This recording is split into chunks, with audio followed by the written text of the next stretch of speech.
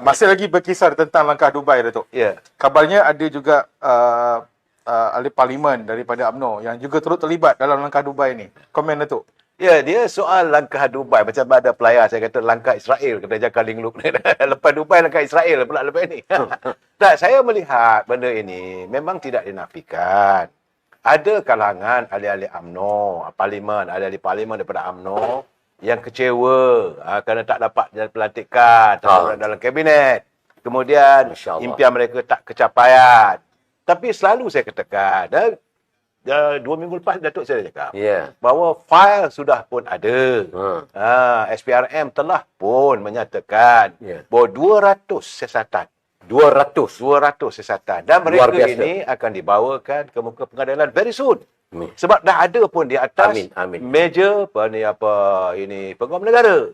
Tunggu masa aja lagi. Jadi sebab itu mereka merasakan bahawa mereka nak buat seolah-olah macam dulu. Yang Datuk dulu masa reformasi dulu tu. Kalau Perdana Menteri campur tangan dalam judiciary. Mereka begitu, sedangkan tidak akan berlaku zaman era Datuk Seri Anwar Ibrahim. Exactly. Kan Datuk Seri Anwar Ibrahim dia akan mengekalkan separation of power. Eksekutif dia jaga. Macam mana Datuk kata tadi tu. Menteri-menteri kena bertugas dengan baik untuk rakyat, menangani derita rakyat. Itu matlamat utama. Yang kedua sekarang ni, kenapa mereka melakukan langkah lepas langkah Sheraton, sekarang ni langkah Dubai. Saya dah bercakap langkah Dubai ni setahun dulu. Saya kata adanya usaha. Dan rupanya berlaku. Memang berlaku konon-konon ceritanya. Melibatkan orang UMNO pun ada. Tapi saya rasa mereka ini pasti akan ditolak sama sekali oleh warga UMNO. Kerana ini adalah satu gagasan yang dilakukan yang di luar perlembagaan. Saya dah cakap Datuk. Okey, tapi hairan kenapa orang tak nak faham. Yang boleh memberhentikan Datuk Seri Anwar Ibrahim ni ada 3 perkara, Pertama, dia mati. Berhentilah. Ataupun dia sendiri nak berhenti. Letihlah kena maki tu maki ni, dia berhenti. Sebab itu mereka berterusan cerita macam-macam cerita memburuk-burukkan. Tapi nampak gaya macam saya katakan dulu. Ingat tak? Datuk Seri Anwar Ibrahim ini saya ibaratkan sebagai harimau yang terluka. Selama ini dia berada di belakang kandang besi. Dia luka. Sekarang ni dia keluar. Bila dia keluar pasti dia akan mengamuk. Pasti. Tapi itu pun dia belum lagi. Taring-taring belum keluar lagi. Sabar. Belum. Saya tak nampak InsyaAllah. Tetapi ucapan dia di peta-peta politik, dia mengatakan bahawa dia kata, kamu nak maki aku, boleh maki. Kamu nak kutuk aku, kutuklah. Macam mana pun. Seolah orang mengatakan, kutukkan dewata lah. Buatlah apa pun. Tapi, kalau kamu curi duit rakyat, kamu sakau duit rakyat, I'll go after you. Dan peringatan dia di parlimen tu. Dia kata, saya nak bagi tahu pada penguasa, terutama SPRM, you are working with a different prime minister now. Artinya dia dah mula mengeluarkan kuku dia. Jadi Datuk Seri Anwar Ibrahim ni sekarang, sedikit demi sedikit. Jadi kalau bagi warga UMNO, mereka nak rapat Datuk Seri Anwar Ibrahim pun tak boleh dapat sebab waktu pembentukan kerajaan dulu, mereka dilihat berada sebelah sana. Cuma satu lagi Datuk, minta maaf panjang sikit saya ni. Saya kesian pada warga PAS. Tak habis-habis kena tipu. Ternyata kena tipu sekarang. Dia pun penipu tak tahulah tipu sama tipu, saya tak tahu. Sebab Takkan lebay tak menipu tu. No. Itu ayatnya takkan lebay menipu. Saya bersimpati apabila mereka mewawarkan kononnya bahawa selepas saja pilihan raya di Kemaman, maka Yang Amat Berhormat Dato' Dr. Samsuri lah calon Perdana Menteri. Saya pun terfikir, mula-mula nak jadi Perdana Menteri Tan Sri Muhyiddin. Bersatu kata dia tak lah orang dia jadi Perdana Menteri. Kemudian lepas itu pula Isyamuddin pun nak jadi Perdana Menteri. Ya Allah. Bukan? Sebab dia layak, sebab dia ahli parlimen. Kemudian tiba-tiba dalam langkah Dubai ni, tiba-tiba dari Sarawak pula. Saya kata, tang mana? Celah bedak mana kamu nak memberhentikan Datuk Seri Anwar Ibrahim sebagai Perdana Menteri? Datuk, kalau boleh saya celah. Bukan ke langkah Dubai ni bagus untuk UMNO sebab mereka kata langkah Dubai ni untuk bebaskan Datuk Seri Najib juga. Ini satu hal lagi. Ya Allah, saya kata kalau nak menipu pun ada peringkat lah. Yang menghumbat Datuk Seri Najib ke belakang tabir besi adalah puak-puak itulah juga. Sekarang ni nak keluarkan balik. Saya kata, di mana ada logikanya, Datuk? Ya, betul. Di mana logikanya? Kamu dah sumbat dia ke dalam. Bagaimana nak kita sekarang ni cari jalan macam mana upaya supaya Datuk Najib boleh dibebaskan. Minta kalau boleh. Istana pun campur tangan, boleh mudah-mudahan. Warga UMNO rindu pada Datuk Najib. Kita punya dibenarkan presiden. dalam perlembagaan. Bukan, tapi kita mengikut perlembagaan nak buat macam mana? Kamu yang menyumbat dia ke dalam, sekarang kamu nak bebaskan dia. Kemudian sekarang ni, bila kata PAS bola-bola, calon PAS jadi Perdana Menteri. Sekarang ni dah, dia berserawak pula dah. Tang mana ada logikanya? Dan nak memberhentikan Saudara Ibrahim adalah di kalangan 222 ahli parlimen dah tu. Ya, keabsahan. Itu yang paling penting. Kalau ada usul tak percaya. Itu pun 24 Februari. Sebab Dewan hanya akan bersidang 24 Februari. Bukan sekarang. Macam mana hari Jumaat lepas. Saya geleng kepala. Saya kata kalau nak menipu pun, biarlah ada. Berpada-pada lah menipu. Tapi hairannya mereka boleh percaya. Mereka percaya Datuk Samsuri akan naik jadi Perdana Menteri. Saya kata, tang celah bedak mana dia nak jadi Perdana Menteri ni. Saya kata. Betul. Dan yang paling penting, langkah di Dubai ni bagi saya memerangkap juga ahli-ahli Parlimen daripada UMNO. Seandainya memang benar kalau ada, kalau katanya ada, konon nak bagi 50 juta, 70 juta, 750 juta lah wang nak guna pakai. Kalaulah berlaku sesuatu, jangan lupa Datuk Seri Ibrahim sebagai Perdana Menteri, Ketua Eksekutif, dia boleh minta supaya SPRM siasat. Nak cari penyakit, silakan. Kalau anda nak cari penyakit, ke dalam. Ke dalam. Sebab ini rasuah politik, walaupun kamu janji jawatan pun boleh dianggap rasuah. In fact, langkah Sheraton, scheme of thing. Kalau SPRM mau membuka file, ke dalam Tan Sri Muhyiddin. Sebab ada filenya, ada videonya, dia mengatakan scheme of thing. Itu adalah rasuah politik. Jadi saya harap beginilah pada warga masa, bila kita dengar orang mengatakan kerakyatan jatuh, tang mana jatuhnya? Dan di mana silapnya? Saya satu saja. Saya bukan menyokong tega pada Saudara Ibrahim sebab dia orang keadilan, Datuk. Saya warga UMNO. Tetapi saya terpikat apabila beliau... Tapi sekarang kita dah keluarga. Ya, kita sekarang ni dalam satu kata sebuah perpaduan. Yang saya betul-betul menyayangi, menyantun beliau. Dari dulu sampai sekarang, beliau mengatakan, beliau mahu menangani derita rakyat. Rakyat come first. Sebab itu bila Datuk Abdullah bercakap soal bajet itu, saya pun bersetuju. Pak Menteri kena buat kerja. Jangan duduk sedap duduk atas kursi saja, Bob. Itu keadaannya, Bob. Ya, Bob. Kita menghadapi cabaran tahun-tahun yang mendatang ini. Belum sempat pun kita menghadapi tahun baru. Kita telah pun dikabarkan dengan satu cerita. Tak tahulah ketika cerita dongeng ataupun cerita apa dan sebagainya tentang langkah Dubai. Betul. Mungkin kita nak start dengan cerita yang panas dia dulu. Kalau panas kita simpan nanti dia lemau. Kan? Kita nak kupas dulu. Soal langkah Dubai ini, satu lagi gerakan yang diatur oleh pembangkang dalam keadaan terdesak ataupun mungkin kerana mereka merasakan kerajaan hari ini gagal mentadbir dengan baik ataupun mereka sedang kepanasan apabila seorang tokoh mereka hartanya disita. Ya. Dan nilainya bukan ratusan juta tapi bilion ringgit. Dan mungkin ini yang akan menjadi kepanasan kepada mereka kerana boleh dikatakan tokoh ini merupakan paymaster kepada mereka, Datuk. Mungkin.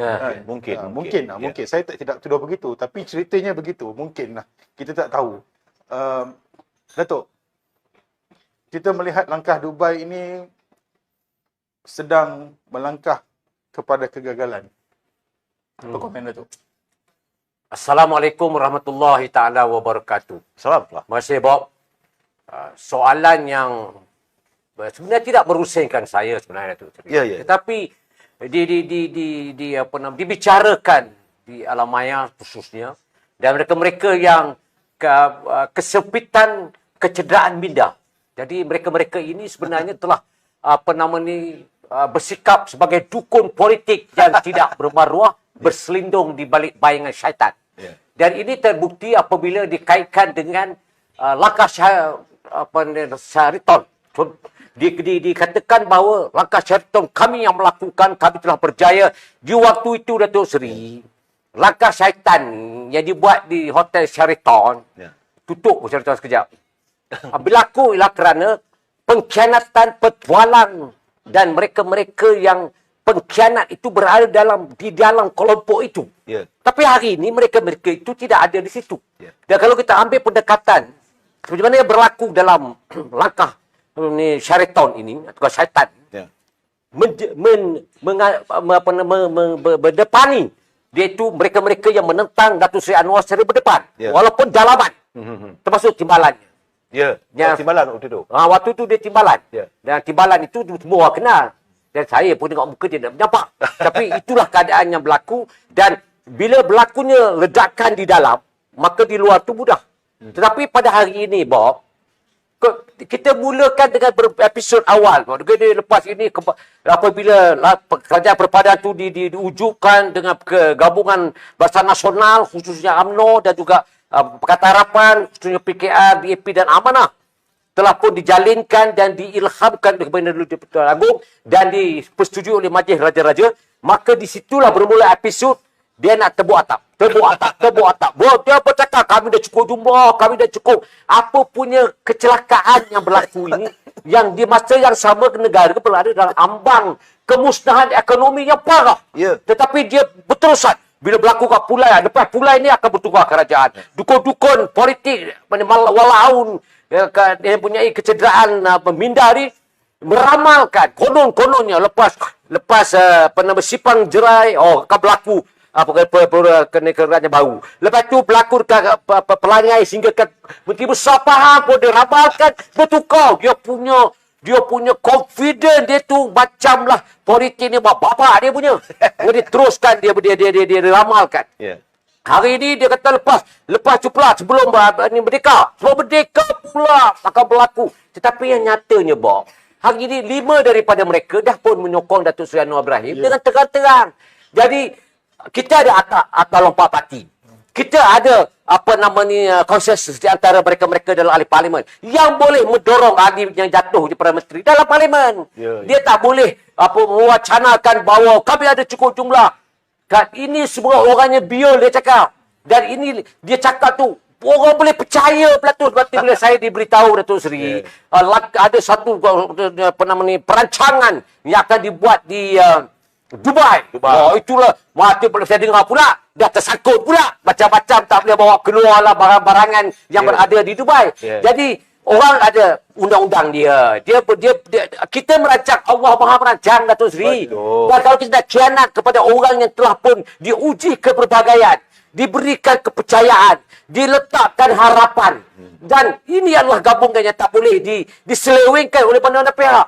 Dia nak memecah belahkan daripada pihak Zaid Hamidi dengan Datuk Seri Anwar Ibrahim. Dia berlaku macam-macam, dia rasuk, dia racun, dia macam-macam, dia ratibnya. Dan akhirnya apa yang berlaku ialah kegagalan demi kegagalan kerana kita ada 2 pemimpin besar ni. Satu namanya Datuk Seri Anwar, satu namanya Datuk Seri Zaid Hamidi. Jadi mereka digabungkan untuk menangkis segala cerita karut, dongeng yang tak masuk di akal. Sampai hari ini, Bob, aku bila dengar cerita macam tu, menyampah. Tapi percayalah, dia nak kata tak mana dia nak kobek ni. Aku nak kobek kat mana ni. Kan? Jadi kita nampak bahawa dia orang ni, dia kata peramal ni, dia kata biol ke, bodoh ke, bangang ke. Itulah yang berlaku. Tetapi dia nak menyekat asalnya, Bob. Kuasa nak ambil tu. Pasal Datuk Seri sebut dengan saya punya program tu, 200 orang akan dibaca pertuduhan dan telah komplit dia punya kes-kes mereka di mahkamah.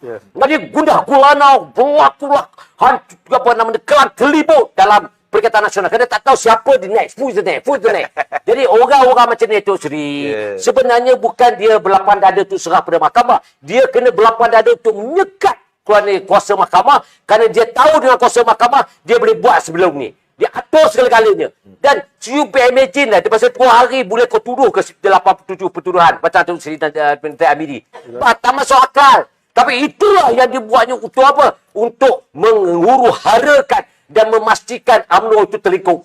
Tetapi tak terlikuk dengan kekuatan jati diri, dengan integriti yang tinggi oleh kepimpinan.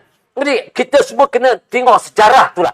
Lepas tu berlaku pula baru-baru ni kata awal tahun ni mesti berlaku macam ni. Kepala otak kau ingat apa dengan kau bapa aku punya undang-undang. Dia tahu tak keabsahan itu mesti dibuat di parlimen. Betul. Jadi takkan rakyat tak boleh fikir dengan semasa apa yang telah dilakukan. Kita nak tumpu kepada 393.8 bilion yang telah pun dibawa dalam bajet 2024 untuk kita materialiskan. Yang telah diluluskan. Diluluskan di dalam Dewan Rakyat, diluluskan dalam Dewan Negara. Dan sekarang ni untuk implement. Cuma je, Bob, kita nak tegaskan di sini. Bajet tu dah ada. bajet. Jangan pedulilah Dubai ke, Dhabi ke, Dabluk ke, jangan peduli. Yang kita penting hari ini ialah macam mana kita nak deliver 393.8 bilion ini untuk kita nak pastikan jangan kita kecewakan orang yang mengumumkan bajet tu. Jangan. Menteri-menteri harus pastikan bahawa apa saja yang telah dipertanggungjawabkan, you have to deliver. Jangan lebih, jangan malap dia Datuk. Menyampah aku tengok ada macam-macam dia tengok perangai menteri ni pun. Kan? Dia duk shock sendiri je. Jadi Datuk dah mula sentuh ke arah bajet. Nanti saya tanya soal pasal bajet. Okey. Tapi saya tinggalkan Datuk dulu. Saya nak kepada Datuk Seri Kamal Amir. Ya, silakan. Masa lagi dia tak berkisar stop lagu.